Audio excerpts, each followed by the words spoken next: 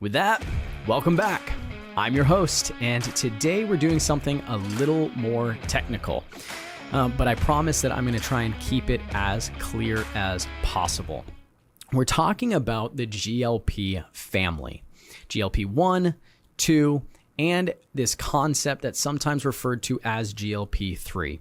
It's important for me to continue to disclose that I am not a scientist, a biologist, and these are areas where I will do my best to explain, but I may trip up, I may fumble a bit. I am simply trying to relay information that I've learned. These terms come up in conversations about gut health, metabolic disease, obesity, and inflammatory bowel disease, but they're often conflated or confused, and so I want to try and sort them out for us today. First, where do all of these come from? Well, GLP-1 and GLP-2 are both derived from the same precursor protein. That protein is called proglucagon, and it's produced primarily in three places: the L cells of the intestine, the alpha cells of the pancreas, and certain neurons in the brainstem. Depending on where proglucagon is processed and which enzymes are doing the cutting, different peptide fragments are produced. GLP-1 and GLP-2 are two of those fragments. You could think of them as siblings, in a sense, from the same parent molecule. Okay, so if you're following so far, let's review GLP-1 quickly, since we covered it very fast in our last episode. GLP-1 is primarily a metabolic regulator. It stimulates insulin secretion in response to blood sugar, it suppresses glucagon, and it slows gastric emptying. It can also reduce appetite through the central nervous system side effects, and its pharmaceutical agonists, semaglutide, liraglutide, and tirzepatide, are prescribed for type 2 diabetes and obesity. These are the things that you have seen flooding the market over the last few years, and every celebrity is seemingly on these things. We talked about them in detail last episode. Let's go into GLP-2. GLP-2 is co-released with GLP-1 from intestinal L cells in response to food. But its primary target is not the pancreas or the brain. It's the intestinal lining itself. GLP-2 binds to GLP-2 receptors that are located in the gut wall, and its main effects are to promote intestinal growth, repair the lining of the intestine, increase nutrient absorption, and reduce intestinal permeability.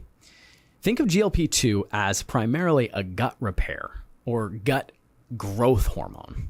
According to research published in the journal Gastroenterology and summarized by the National Institute of Health, GLP-2 stimulates crypt cell proliferation, meaning it helps generate new intestinal lining cells. And these inhibit apoptosis or programmed cell death in those cells. A synthetic GLP-2 analog called Teduglutide, branded as Gattex in the United States, was approved by the FDA in 2012 for short bowel syndrome, a serious condition where patients can't absorb enough nutrition from food due to severe intestinal damage or surgical removal. According to FDA labeling and clinical trial data, Teduglutide significantly improves intestinal absorption and reduces the need for intravenous peritoneal nutrition in affected patients. Whew, that was a lot.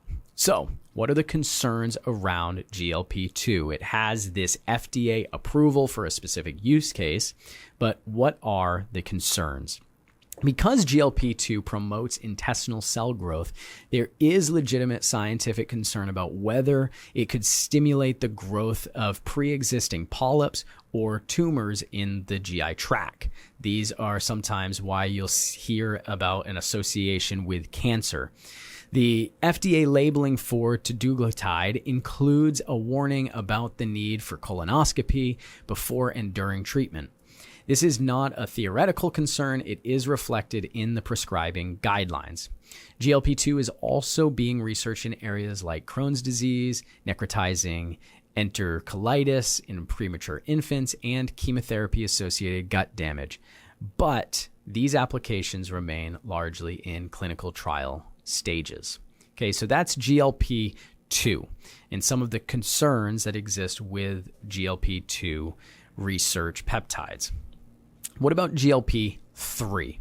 This is where we have to be careful with terminology, and people that I follow and respect, people that I admire in this space, I have learned so much from, and I was really helped in this particular area when trying to discern between what are the differences in each of these. GLP-3 is not a well-established, universally recognized peptide in the same way as GLP-1 or GLP-2. The term appears in some research literature in some wellness spaces, but its usage is a little bit inconsistent.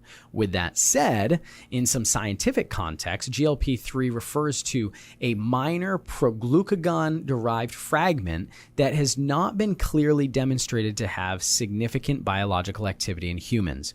In other contexts, particularly in supplement marketing, GLP-3 is used loosely to refer to peptide compounds that are claimed to have GLP-like side effects, though this is not a recognized pharmaceutical category. As of the most recent literature, though, that I've reviewed and looked at, and the people that I continue to listen to and get information from, there's no FDA-approved medication classified as a GLP-3 receptor agonist, but I'll tell you, guys, it is coming. If you encounter this term in a product or product protocol context, I'd encourage you to have a conversation with your physician or look up these things with greater detail. So let me give you a quick side-by-side summary. GLP-1 is released from the gut after meals. It targets the pancreas, brain, and stomach, regulates blood sugar, it suppresses appetite, it slows digestion. Pharmaceutical agonists approved for diabetes and obesity are out there all around you.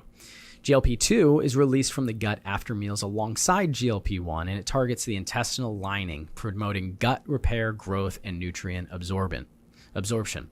One FDA-approved analog exists for short bowel syndrome, and GLP-3, while not well established, is being more consistently used in research under things such as retatrutide and other GLP-3 type peptides.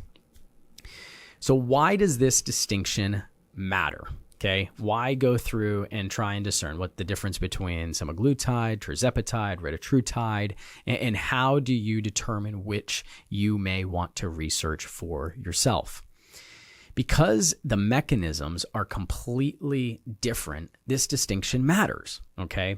A drug or a peptide that's targeting GLP-1 receptors is doing something different from one that's targeting GLP-2 receptors. So conflating them, as sometimes happens in the influencer TikTok culture out there, can lead to misunderstandings about what a protocol is actually doing, what the risks are, and whether it's appropriate for a given person like you. So that's episode 3. We've laid some important groundwork, and coming up next, we're going to move into one of the most widely discussed peptides in the fitness and recovery world, one that I have personally researched greatly, BPC 157. What is it? What does the research say? And how should you think about it? That's next time.